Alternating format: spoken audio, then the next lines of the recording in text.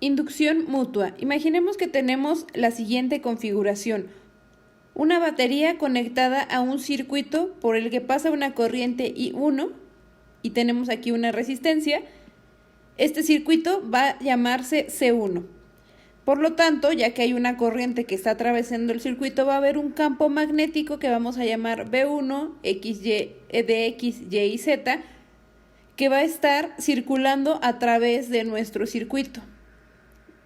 A una cierta distancia vamos a colocar el circuito C2, por el cual va a sentir el campo magnético.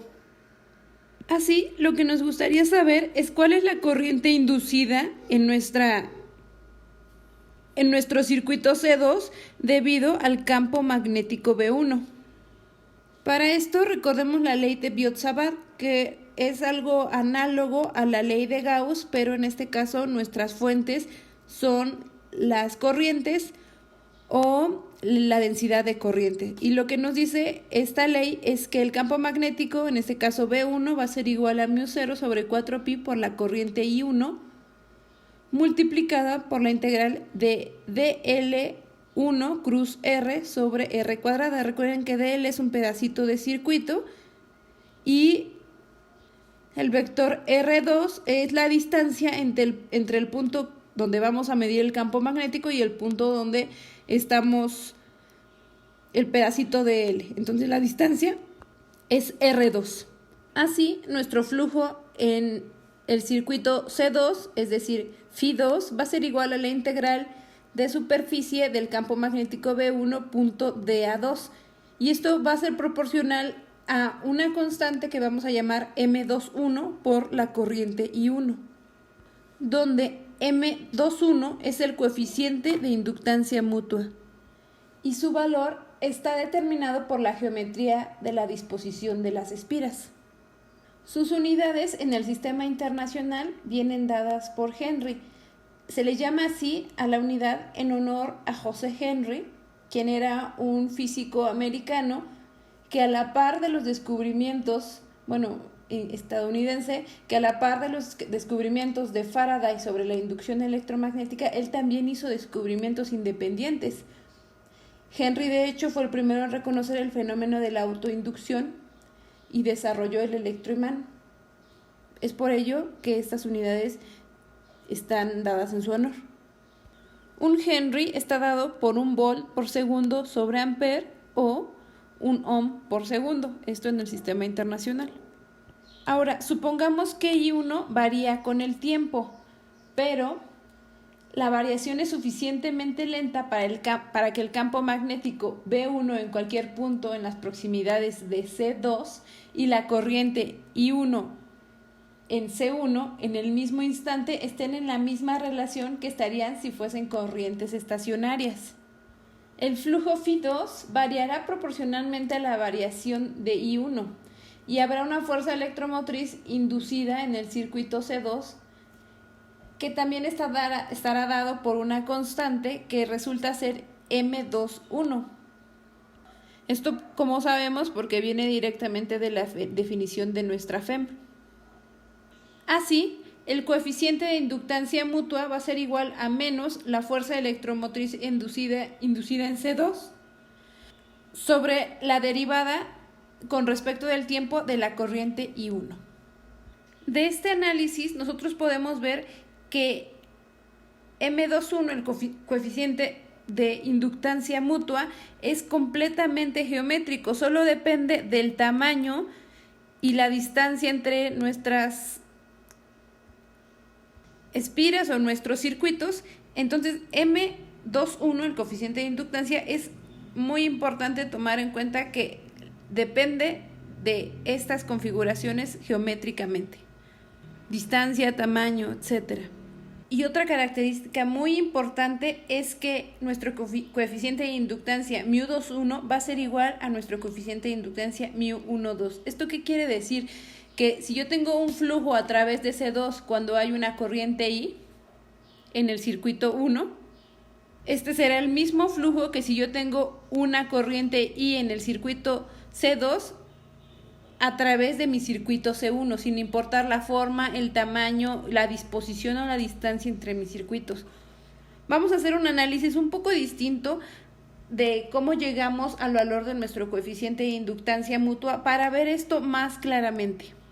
Regresemos a nuestro esquema inicial, a nuestro problema de los circuitos C1 y C2 y partamos de la ley de Biot-Savart que ya hemos platicado y ya sabemos que el flujo del campo magnético está dado de esta forma, como la integral de superficie de B1.dA2 en el caso para el flujo 2, y sabemos que esto va a ser igual a la constante de inducción por la corriente I1, de donde podemos despejar la constante de inducción como el flujo 2 sobre la corriente I1.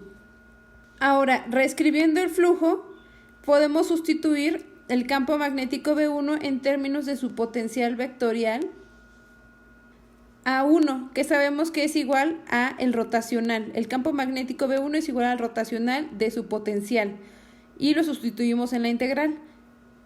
Pero nosotros podemos aplicar el teorema de Stokes y entonces podemos pasar de esta integral de superficie a una integral de línea sobre, por supuesto, la espira C2, donde estamos midiendo el flujo C2. Tenemos así que la integral de línea sobre nuestra trayectoria C2, sobre nuestro contorno C2, va a ser igual al potencial vectorial punto dL2. Y vamos a llamar a esta relación 1. Pero nosotros sabemos que para cualquier cable, una solución para el potencial vectorial es igual a μ0 por la corriente, en este caso A1, por la corriente 1 sobre 4pi por la integral de línea sobre el circuito 1 de L1 sobre R. Y vamos a llamar a esta relación 2. Ahora, si sustituimos la relación 2 en la relación 1, obtenemos que el flujo 2 es igual a μ0 por la corriente 1 sobre 4pi, la integral de línea sobre C2 por, ahora lo que vale A1, la integral de línea sobre C1 de L1 sobre R punto de L2. Que es igual a, bueno, pues hacemos el producto punto y las integrales nos quedan de esta forma. Pero justo de la definición inicial nosotros sabemos que si dividimos el flujo sobre la corriente 1, obtenemos la constante de inductancia mutua, M21. Así podemos hacerlo directamente. Despejamos de aquí, la corriente la pasamos dividiendo al flujo y nos queda que todo lo demás es igual a M21. A esta relación se le conoce como la fórmula de Neumann y es una forma diferente, pero ejemplifica muchas cosas de las que ya hemos hablado sobre nuestra inductancia mutua. Primero, de esta relación es muy fácil ver que M21 es totalmente geométrica, como ya habíamos dicho, depende de la distancia R, es decir, de la posición de nuestras espiras, depende aquí como vemos en las integrales del tamaño de nuestras espiras, entonces por supuesto es totalmente geométrica. Y por otro lado, el punto que casi no era tan fácil de ver en el ejemplo anterior es que μ21 fuera igual a μ12, es decir, que fueran simétricas. Y esto pasa porque el producto punto de dos vectores se puede permutar. Es igual sacar el producto punto de dl1 punto dl2 que el de dl2 punto dl1, y igualmente hacer primero la integral sobre C1 y luego la de C2, o primero la de C2 y luego la de C1, y es por ello que vemos que hay esta simetría, μ21 es igual a μ12. Y como les comentaba, esto es poderosísimo porque entonces el flujo a través de nuestra espira C2, cuando tengamos una corriente I1 en el circuito C1, será el mismo que si yo estoy midiendo el flujo en C1 debido a una corriente I en nuestro circuito C2. Y esto es algo muy poderoso y también muy impresionante, porque no importa la forma, no importa, bueno, sí importa ya una vez tomados en cuenta, pero pues podría hacerse uno muy distinto a C2 y esto es pues muy relevante, ¿no? Es muy impresionante. Pero por supuesto, sí depende de la geometría, pero podrían ser entre ellas diferentes los circuitos. Y con esto vamos a terminar este video.